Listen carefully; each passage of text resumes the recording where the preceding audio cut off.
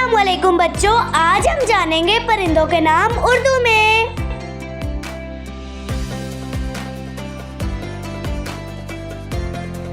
चे से चिड़िया, ये है चिड़िया। काफ से कौवा, ये है कौवा। आइन से उकाब, ये है उकाब। तोय से तोता, ये है तोता। अलिफ से उल्लू, ये है उल्लू। फे से फाख्ता, ये है फाख्ता। मीम से मोर, ये है मोर।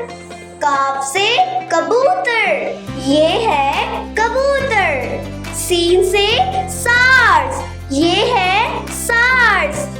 काफ से कोयल, ये है कोयल। आपका मेरी वीडियो देखने के लिए बहुत बहुत शुक्रिया। प्लीज लाइक शेयर सब्सक्राइब करना ना भूलिएगा। मिलते हैं नेक्स्ट वीडियो में। अल्लाह हाफिज।